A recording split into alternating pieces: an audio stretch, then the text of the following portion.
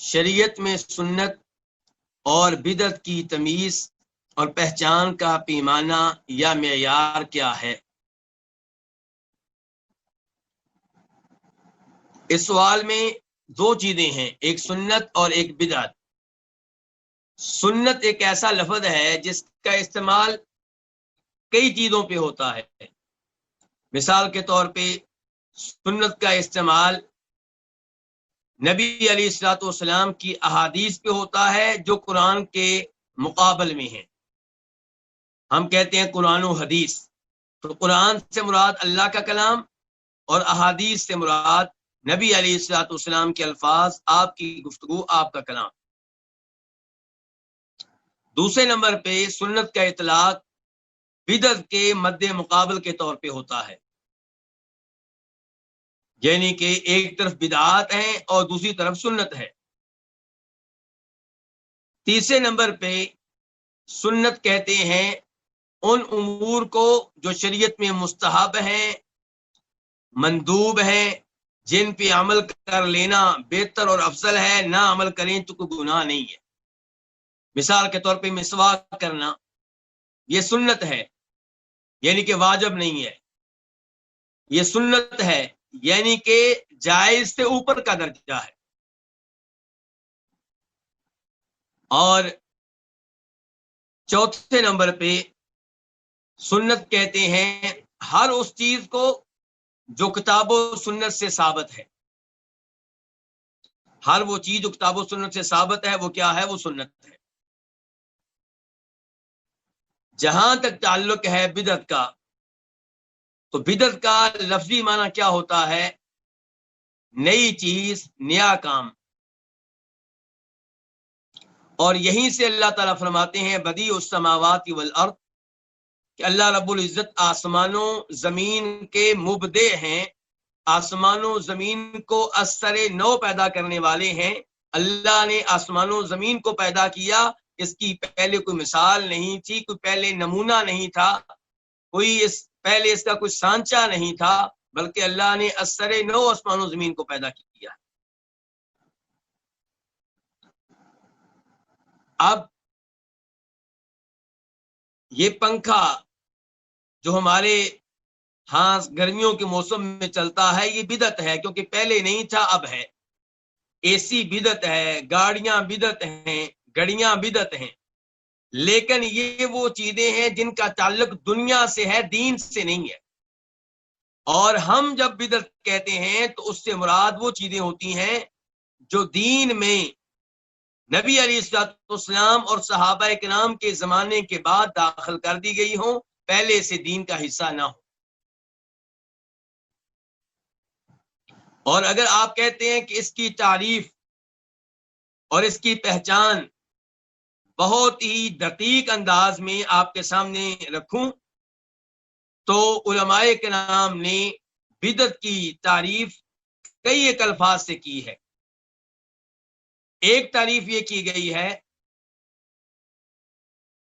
کہ ہر وہ کام جو نبی علیہ الصلوۃ والسلام نے نہیں کیا، آپ کے زمانے میں نہیں ہوا، حالانکہ تقاضا موجود تھا اور کوئی رکاوٹ بھی نہیں تھی۔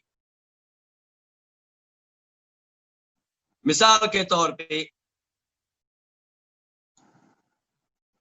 ہر نماز کے بعد اجتماعی طور پہ دعا کرنا، امام ہاتھ اٹھائے، دعا کرائے اور مقتدی آمین کہیں ہر نماز کے بعد، اسے کیا کہا جائے گا؟ اسے بدعت کہا جائے گا۔ کیوں؟ کیونکہ نبی علیہ الصلوۃ والسلام کے زمانے میں 5 وقت نمازیں پڑھی جاتی تھیں اور ان لوگوں کو بہت سی مشکلات کا سامنا تھا، جن مشکلات کی وجہ سے اجتماعی دعا کی انہیں حاجت تھی، اور اجتماعی دعا کرنے میں بظاہر کوئی رکاوٹ بھی نہیں تھی، اس کے باوجود انہوں نے یہ عمل نہیں کیا۔ آج ہم کریں گے اور مسلسل کریں گے، اس سے کیا کہا جائے گا؟ بدعت کہا جائے گا۔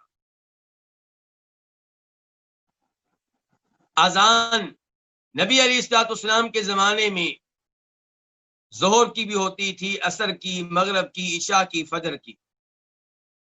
جب بھی اذان ہوئی اس کا آغاز کس سے ہوا؟ اللہ اکبر سے۔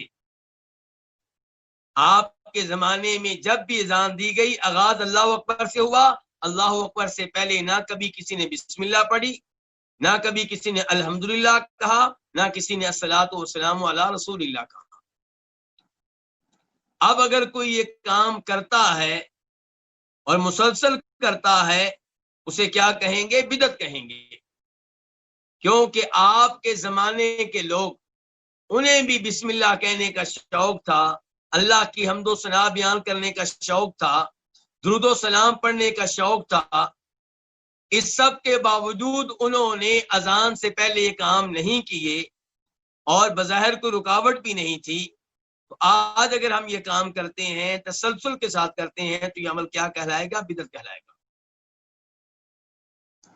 تیجا، 7واں، 40واں، برسی، عرس، 11ویں، یہ سارے وہ امور ہیں جو نبی علیہ الصلوۃ والسلام کے زمانے میں نہیں ہوئے، اور یہ سب کے سب بدعت ہیں۔ جو لوگ یہ کام کرتے ہیں آپ ان سے پوچھیں کہ آپ یہ کام کیوں کر رہے ہیں؟ یہ تو بدعت ہے۔ وہ کہتے ہیں بدعت والی اس میں کون سی بات ہے، بدعت کیسے ہو گئے؟ ہم کیا کرتے ہیں؟ ہم جمع ہو کر تلاوت کرتے ہیں، جمع ہو کر اللہ کا ذکر کرتے ہیں، مل کر کھانا کھاتے ہیں، اس میں بدعت والی کون سی بات ہے؟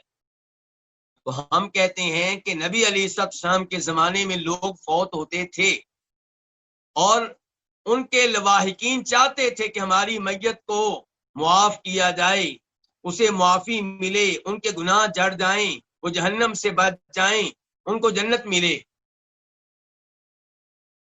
اس کے باوجود انہوں نے فوتگی کے تیسرے دن مل کر یہ انداز اختیار نہیں کیا، فوتگی کے 7ویں دن مل کر یہ انداز اختیار نہیں کیا، فوتگی کے 40ویں دن مل کر یہ انداز اختیار نہیں کیا۔ تو اس سے پتا چلا کہ یہ امور کیا ہے؟ یہ امور بدعت ہیں، یہ دین میں اضافہ ہیں۔ تو ایسے امور سے دور رہا جائے۔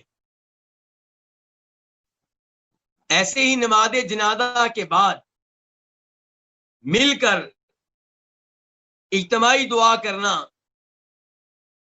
یہ بھی کیا ہوگا؟ بدعت ہوگا، کیونکہ نبی علیہ الصلوۃ والسلام اور صحابہ کرام چاہتے تھے کہ ان کی میت کو معافی ملے، اسی لیے وہ نماز جنازہ ادا کرتے تھے۔ نماز جنازہ کا مقصد ہی یہی ہے کہ میت کے لیے اجتماعی طور پہ دعا کی جائے۔ آپ دیکھتے ہیں کہ پہلی تکبیر کے بعد سورہ فاتحہ پڑھی جاتی ہے، پھر درود شریف، پھر دعائیں، یعنی کہ دعا کے یہی آداب ہیں۔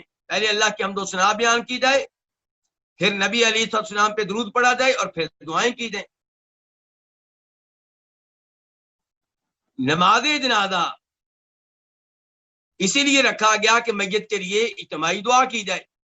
اس موقع پہ یہ لوگ دعاؤں سے غفلت کا مظاہرہ کرتے ہیں، اور نماز جنازہ کے بعد اعلان ہوتا ہے کہ اجتماعی دعا ہوگی۔ اجتماعی دعا نماز جنازہ کے بعد نبی علیہ السلام کے زمانے میں نہیں ہوئی، صحابہ کرام کے زمانے میں نہیں ہوئی۔ آج اگر ہم کریں گے اور مسلسل یہ کام ہوگا تو کیا کہلائے گا؟ بدعت کہلائے گا۔ ایسے ہی فاتحہ خوانی کرنا، قبرستان میں پہنچ کر میت کے سرہانے کھڑے ہو کر سورہ بقرہ پڑھنا، سورہ فاتحہ پڑھنا، یہ چیزیں بھی بدعت ہیں، کیونکہ نبی علیہ الصلوۃ والسلام سے ثابت نہیں ہے۔ دنیاوی امور میں نئے کاموں کو بدعت نہیں کہیں گے۔ کئی لوگ کہتے ہیں کہ ہمارے کاموں کو آپ بدعت کہتے ہیں، تو حج کے لیے آپ لوگ جہاد پہ جاتے ہیں، نبی علیہ السلام اونٹنی پہ گئے تھے، آپ بھی حج اونٹنی پہ کریں، جہاد پہ کیوں کرتے ہیں؟ یہ بدعت ہے۔ ہم کہتے ہیں اللہ کے بندے آپ اتنے ناراض کیوں ہو رہے ہیں؟ بتائیں کبھی کسی نے جہاد پہ جانے کو بدعت کہا ہو؟ کبھی نہیں کہا۔ کیوں؟ کیونکہ سب سمجھتے ہیں کہ یہ بدعت نہیں ہے، اور آپ کے جن امور کو ہم بدعت کہتے ہیں ان میں اور جہاد میں بڑا فرق ہے۔ جہاد چونکہ دنیاوی معاملہ ہے، کسی نے اس کو بدعت نہیں کہا۔ تو نبی علیہ الصلوۃ والسلام کی سنت یہ ہے کہ حج کیا جائے، آپ کا طریقہ یہ ہے کہ حج کیا جائے، جانا کیسے ہے یہ سنت نہیں ہے۔ جو بھی وسیلہ میسر آ جائے ہر زمانے کے لحاظ سے، کوئی گھوڑے پہ جائے گا، کوئی اونٹ پہ جائے گا، کوئی گاڑی پہ جائے گا، کوئی بس پہ جائے گا، کوئی جہاز پہ جائے گا، کوئی ٹرین پہ جائے گا، یہ وسائل ہیں، یہ دنیاوی امور ہیں۔ آپ کیسے عبادت کے لیے پہنچتے ہیں یہ دنیاوی معاملہ ہے۔ کئی لوگ کہتے ہیں جناب صدیق اور جناب عثمان رضی اللہ تعالیٰ عنہ نے قرآن کریم جمع کیا، کیا یہ بدعت نہیں ہے؟ ہم کہتے ہیں یہ بھی بدعت نہیں ہے۔ پہلے نمبر پہ نبی علیہ الصلوۃ والسلام کے زمانے میں صحابہ کرام قرآن کریم لکھتے تھے، لیکن چونکہ قرآن کریم مکمل نہیں ہوا تھا اس لیے انہوں نے ایک جگہ جمع نہیں کیا۔ دوسرے نمبر پہ جناب صدیق کے زمانے میں قرآن کریم کو ایک جگہ پہ جمع کیا گیا، اس کی حفاظت کے لیے، یہ انتظامی معاملہ ہے۔ قرآن کریم پڑھنا، تلاوت کرنا عبادت ہے، قرآن کریم حفظ کرنا عبادت ہے، لیکن اسے ضائع ہونے سے بچانا یہ انتظامی معاملہ ہے۔ انتظامی معاملے میں اگر نیت اچھی ہو تو انتظامی معاملہ بھی ثواب بن جاتا ہے، عبادت بن جاتا ہے۔ بنیادی طور پہ وہ عبادت نہیں ہے۔ جیسے رات کو آپ سوتے ہیں، سونا بنیادی طور پہ عبادت نہیں ہے، لیکن اگر آپ اس لیے جلدی سو رہے ہیں کہ فجر کی نماز جماعت کے ساتھ پڑھنی ہے، تہجد پڑھنی ہے، آپ کی نیند بھی عبادت بن جائے گی۔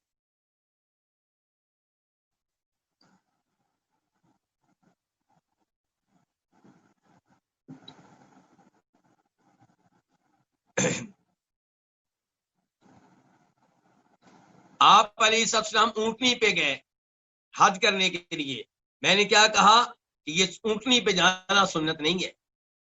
تو یہیں سے میرے بھائی کو اس سوال کا جواب مل جائے گا کہ سنت کی پہچان کیسے ہوتی ہے۔ آپ نے جن امور کو اس لیے اختیار کیا کہ انہیں اختیار کرنے پہ اللہ کی طرف سے اجر و ثواب ملے گا، اللہ کے قریب ہونے کا موقع ملے گا، ان امور کو آپ سنت کہیں گے۔ جو امور آپ نے انتظامی طور پہ اختیار کیے وہ سنت نہیں ہے۔ مثال کے طور پہ آپ جہاد کرتے رہے کس کے ذریعے؟ تلواروں کے ذریعے۔ آج تلوار استعمال نہیں ہوتی، آج کا اسلحہ اور ہے، تو آپ یہ نہیں کہیں گے کہ بھائی آج تم لوگوں نے کلاشنکوف اٹھا لیا، یہ غلط ہے، تلوار سنت ہے وہ اٹھائیں، ایسی بات نہیں ہے۔ یہ انتظامی امور ہیں۔ اور یہیں سے ایک اور چیز آپ کے علم میں لانا چاہوں گا، بہت سے لوگ مسجد نبی میں آتے ہیں عمرے کے لیے، حج کے لیے، مسجد حرام میں، اور وہاں پہ علماء کرام بدعات سے روک رہے ہوتے ہیں، وہ بڑے غصے میں آ جاتے ہیں، کہتے ہیں اچھا یہ آپ لوگوں نے جو شماغ لیا ہوا ہے، رومال لیا ہوا ہے، یہ بدعت نہیں ہے؟ پگڑی کیوں نہیں لیتے ہو؟ اللہ کے رسول تو پگڑی لیا کرتے تھے صلی اللہ علیہ وسلم۔ تو ان بھائیوں کے علم میں یہ بات لانا چاہوں گا کہ سعودی علماء کرام کے اس معاملے میں موقف یہ ہے کہ نبی علیہ الصلوۃ والسلام نے پگڑی پہنی اس لیے کہ آپ کے زمانے میں آپ کی قوم کا یہ لباس تھا۔ آپ نے پگڑی اس لیے نہیں پہنی کہ پگڑی پہننے کی وجہ سے جو ثواب ملے گا، پگڑی اس لیے پہنی کہ یہ آپ کی قوم کا لباس ہے۔ اس زمانے کے معزز لوگ یہ پگڑی پہنتے تھے، اور آج سعودی علماء کرام کا موقف بتا رہا ہوں، وہ کہتے ہیں آج ہماری قوم کا لباس یہ ہے، تو آپ کی سنت کیا ہوئی کہ وہ لباس پہنو جو تمہاری قوم پہنتی ہے، جب تک کہ وہ شریعت کے خلاف نہ ہو، جب تک کہ شریعت کے اصولوں اور ضابطوں کے خلاف نہ ہو۔ اس کے باوجود اگر کوئی پگڑی اس لیے پہنتا ہے کہ اللہ کے رسول نے پہنی ہے، ہمیں امید ہے کہ اسے اس محبت کا ثواب ملے گا۔ لیکن یہ کہنا کہ امامہ پہننا سنت ہے، یہ اور چیز۔ نبی علیہ الصلوۃ والسلام نے کدو کھایا، بڑے شوق سے کدو کھائے۔ آج اگر کوئی بھنڈیاں کھائے تو آپ یہ نہیں کہہ سکتے کہ تم بدعت کا ارتکاب کر رہے ہو، سنت کو چھوڑ رہے ہو، کیونکہ یہ دنیاوی معاملہ ہے۔ آپ کو کدو اچھے لگے، آپ نے کھا لیے۔ آپ نے کدو اس لیے نہیں کھائے تھے کہ مجھے کدو کھانے پہ اجر و ثواب ملے گا، لیکن آج اگر کوئی کدو اس لیے کھاتا ہے کہ اللہ کے رسول نے کھائے تھے صلی اللہ علیہ وسلم، اسے اس محبت کا ثواب ملے گا۔ لیکن یہ کہہ دینا کہ کدو کھانا سنت ہے، یہ اور چیز۔